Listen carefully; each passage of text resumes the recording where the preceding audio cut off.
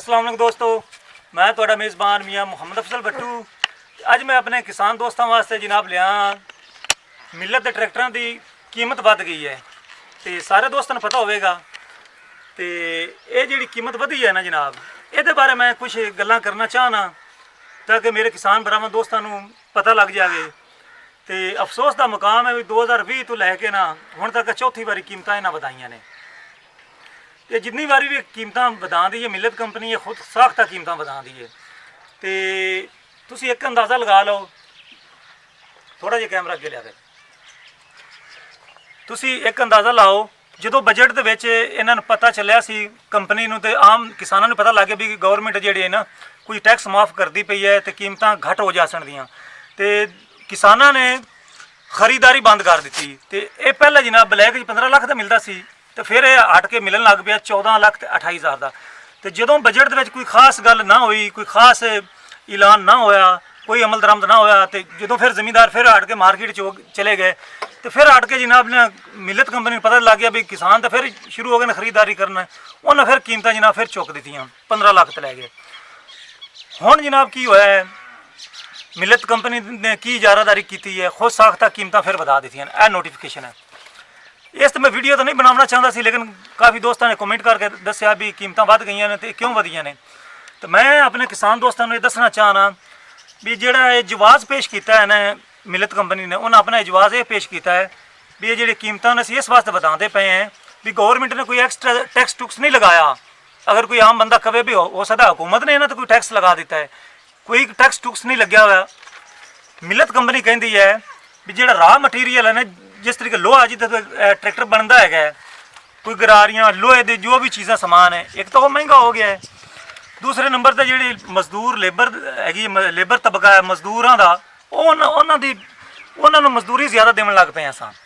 तो तीसरे नंबर पर जनाब असी अगर 50 ट्रैक्टर बनाने हैं तो 100 की बुकिंग आ जाती है। इस वास्ते सानूं फिर मजबूरन कीमतां वधाउणियां पैंदियां पईयां ने। तो मैं अपने किसान दोस्तों वास्ते अपील करना भी मिलत कंपनी का बिल्कुल बाईकाट करो ताकि इन्हां दा भी अकल ठिकाने आवे। तो जे अगर तुसीं बाईकाट ना करोगे तो फिर इन्हां दा जुल्म बदस्तूर कायम रहेगा। तो इन्हां दा फिर जिहड़ा ना दूसरी कंपनियां जिस तरीके न्यू हॉलैंड है गई है वो भी कीमत वधा देवणगे, फिर फोर्ड कंपनी वधावेगी, फिर बुल पावर कंपनी ओरिएंट वो भी वधावणगे। तो लिहाजा ये सारी मुश्किल किसानों वास्ते ही है। अगर तुसीं बाईकाट करते जे 2 महीने बाईकाट कर लो या एंड 3 महीने बाईकाट कर लो, अगर कीमत कम ना मिलत कंपनी कवे फिर जनाब जो चोर की सज़ा वो मेरी सज़ा। दोस्तों जिहड़ियां मिलत कंपनी ने खुद सख्त कीमत वधाइयां ने ना उन्होंने डिटेल तुहानूं दस दईए। जिहड़ा मैसी 240 सी ये आता पिया सी 8,97,750 50 रुपए का, ये 49,350 इजाफे के नाल हो गई है 9,47,100। अगे ट्रैक्टर आ गया जनाब 260, ये 10,29,000 का आता पिया सी, हुण इजाफी कीमत है 56,700, हुण मिलता पिया 10,85,700 का। अगे आ गया जी 75 375 जिन्होंने कहते हैं, ये 13,56,600 रुपये का पुरानी कीमत है। तो नवी होगी जनाब 99,250 इजाफे नाल 14,45,850 का मिलता पिया। तो जोड़ा है 85 पहले मिलता पिया 14,28,000 का, तो हुण उनकी कीमत नवी होगी 15,22,400, इजाफी कीमत लगी है 94,400 रुपया। तो यह वेख सकते जी दोस्तों।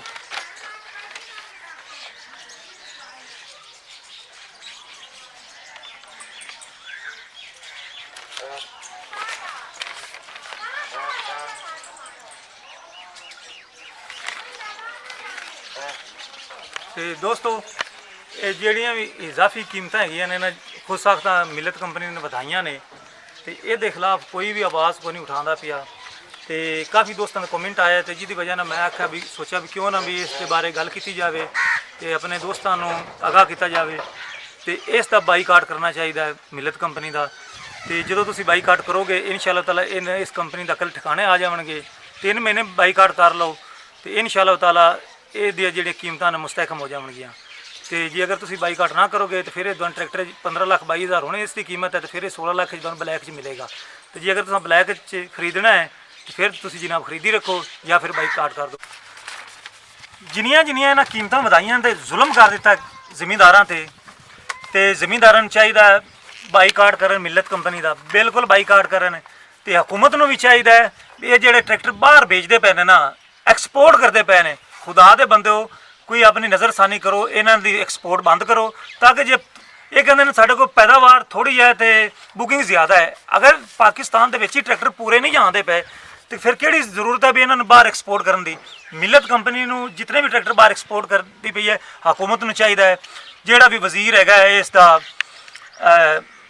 ਜਿਹੜੇ ਐਕਸਪੋਰਟ ਇੰਪੋਰਟ ਦਾ ਜੋ ਵੀ ਵਜ਼ੀਰ ਹੈਗਾ ਹੈ, ਉਹਨੂੰ ਚਾਹੀਦਾ ਵੀ ਬਿਲਕੁਲ ਇਸ ਤੇ ਪਾਬੰਦੀ ਲਗਾਈ ਜਾਵੇ। ਪਾਕਿਸਤਾਨ 'ਚ ਇੱਕ ਟਰੈਕਟਰ ਵੀ ਬਾਹਰ ਨਹੀਂ ਜਾਣਾ ਚਾਹੀਦਾ। ਜਿਸ ਤਰੀਕੇ ਬਾਹਰੋਂ ਨਹੀਂ ਆਉਂਦਾ ਨਾ ਕੋਈ ਟਰੈਕਟਰ ਬਗੈਰ ਟੈਕਸ ਤੋਂ ਨਹੀਂ ਵੇਚਦੇ, ਇਸ ਤਰੀਕੇ ਜਾਂ ਤਾਂ ਫਿਰ ਇਹਨਾਂ ਤੇ ਡਬਲ ਟ੍ਰਿਪਲ ਟੈਕਸ ਲਗਾਏ ਜਾਵਣ ਤਾਂ ਕਿ ਬਾਹਰ ਜਾਵੇ ਤੇ ਇਹਨਾਂ ਨੂੰ ਪਤਾ ਲੱਗੇ ਵੀ ਯਾਰ ਸਾਡੇ ਪੱਲੇ ਕੁਝ ਨਹੀਂ ਪੈਂਦਾ ਪਿਆ। ਤੇ ਜਾਂ ਫਿਰ ਜਨਾਬ ਨਾ ਉਹ ਟਰੈਕਟਰਾਂ ਦੀ ਜਿਹੜੀ ਬਾਹਰ ਐਕਸਪੋਰਟ ਹੈ ਨਾ ਉਹ ਬੰਦ ਕੀਤੀ ਜਾਵੇ, ਤਾਂ ਕਿ ਪਾਕਿਸਤਾਨੀ ਮਿਲਤ ਦਾ ਟਰੈਕਟਰ ਇੱਕ ਵੀ ਬਾਹਰ ਨਾ ਜਾਵੇ ਤੇ ਉਸ ਦਾ ਫਾਇਦਾ ਫਿਰ ਜ਼ਿਮੀਂਦਾਰਾਂ ਨੂੰ ਹੋਵੇਗਾ। ਤੇ ਜ਼ਿਮੀਂਦਾਰਾਂ ਅੱਗੇ ਫਿਰ ਮੈਂ ਇੱਕ ਰਿਕੁਐਸਟ ਕਰਨਾ ਵੀ ਖੁਦਾ ਦੇ ਬੰਦਿਓ ਇੱਕ ਵਾਰੀ 2-3 ਮਹੀਨੇ ਦਾ ਬਾਈਕਾਟ ਕਰੋ ਤੇ ਮਿਲਟ ਟਰੈਕਟਰ ਦਾ ਬਾਈਕਾਟ ਕਰੋ, ਤਾਂ ਕਿ ਜਨਾਬ ਨਾ ਇਹ ਕੀਮਤ ਕਮ ਕਰਨ ਤੇ ਮਜਬੂਰ ਹੋ ਜਾਵਣ। ਹੁਣ ਦੇਖੋ 15 ਲੱਖ ਤੇ 22,000 ਦਾ 385 ਹੋ ਗਿਆ ਹੈ। ਅਗਰ ਇਹ ਰੂਟੀਨ ਰਹੀ ਤੇ ਠੀਕ ਹੈ ਨਾ, ਫਿਰ ਇਹਨਾਂ ਕਹਿਣਾ ਵੀ ਇਹ ਤੇ ਜਨਾਬ ਕੈਸ਼ ਦਾ ਰੇਟ ਹੈ ਤੇ ਜੇ ਅਗਰ ਤੁਸੀਂ ਬੁਕਿੰਗ ਕਰਾਓਗੇ ਤੇ ਇਸ ਹਿਸਾਬ ਮਿਲੇਗਾ, ਤੇ ਜੇਕਰ ਕਹੋ ਵੀ ਅੱਜ ਹੀ ਟਰੈਕਟਰ ਤੇ ਚੜ੍ਹ ਕੇ ਜਾਣਾ ਹੈ ਤੇ ਫਿਰ ਜਨਾਬ 16 ਲੱਖ ਦੇ ਤੁਹਾਨੂੰ ਦੇਣਗੇ, 16 ਲੱਖ ਦਾ। ਜੇ ਅਗਰ ਤੁਸੀਂ ਹਿਸਾਬ 80,000 ਮਜ਼ੀਦ ਭਰਨਾ ਹੈ ਤੇ ਫਿਰ ਜਨਾਬ ਆਪਣੀ ਰੂਟੀਨ ਨਾਲ ਇਸੇ ਤਰੀਕੇ ਇਹਨਾਂ ਕੋਲ ਟਰੈਕਟਰ ਖਰੀਦਦੇ ਰਹੋ। ਤੇ ਜੇ ਅਗਰ ਮੇਰਾ ਮਸ਼ਵਰਾ ਮੰਨੋਗੇ ਤੇ ਫਿਰ ਜਨਾਬ ਬੁਕਿੰਗ ਜਿਹੜੀ ਹੈ ਨਾ, ਬੁਕਿੰਗ ਤੇ ਇੱਕ ਟਰੈਕਟਰ ਲੈਣਾ ਤੁਸੀਂ ਇੱਕ ਪਹਿਲੇ ਨੰਬਰ ਤੇ ਤੁਸੀਂ ਬਾਈਕਾਟ ਕਰਨਾ, 3 ਮਹੀਨੇ ਦਾ ਬਾਈਕਾਟ ਕਰੋ ਤੇ 3 ਮਹੀਨੇ ਦੇ ਵਿੱਚ ਤੁਹਾਨੂੰ ਅੰਦਾਜ਼ਾ ਹੋ ਜਾਵੇਗਾ ਵੀ ਮਿਲਤ ਕੰਪਨੀਆਂ ਕੀ ਕਰਦੀ ਹੈ ਤੁਹਾਡੇ ਨਾਲ। ਤੇ ਉਮੀਦ ਹੈ ਵੀ ਮਜਬੂਰ ਹੋ ਜਾਵੇਗੀ ਮਿਲਤ ਕੰਪਨੀ, ਤੇ ਜਾਂ ਫਿਰ ਇਸ ਦੇ ਮੱਦੇ ਮੁਕਾਬਲੇ 4 ਟਰੈਕਟਰ ਨੂੰ ਖਰੀਦੋ ਜਾਂ ਬੁੱਲ ਪਾਵਰ ਦਾ ਟਰੈਕਟਰ ਖਰੀਦੋ। ਉਹਨਾਂ ਦੀ 3-3 ਲੱਖ ਰੁਪਈਆ ਕੀਮਤਾਂ ਇਸ ਨਾਲੋਂ ਘੱਟ ਹੈਗੀਆਂ ਨੇ। ਤੇ ਅਗਰ ਜੇ ਨਿਊ ਹਾਲੈਂਡ ਦੀ ਕੀਮਤ ਨਹੀਂ ਵੱਧਦੀ ਤਾਂ ਫਿਰ ਤੁਸੀਂ ਨਿਊ ਹਾਲੈਂਡ ਦਾ ਇੰਤਖਾਬ ਕਰੋ, ਤਾਂ ਕਿ ਮਿਲਤ ਦਾ ਇੱਕ ਵਾਰੀ ਬਾਈਕਾਟ ਹੋਵੇ ਤੇ ਇਹ ਟਰੈਕਟਰ ਜਿਹੜੇ ਨੇ ਨਾ ਇਨਸ਼ਾਅੱਲਾ ਤਾਲਾ ਕੰਪਨੀ ਵੀ ਤੇ ਡੀਲਰ ਮਜਬੂਰ ਹੋ ਜਾਸਨ ਤੇ ਨਾ ਤਾਂ ਫਿਰ ਇਹ ਬਲੈਕ ਜਵਾਨ ਟਰੈਕਟਰ ਦੇਵਣਗੇ ਬਲਕਿ ਪੂਰੀ ਕੀਮਤ ਦਾ ਦੇਵਣਗੇ।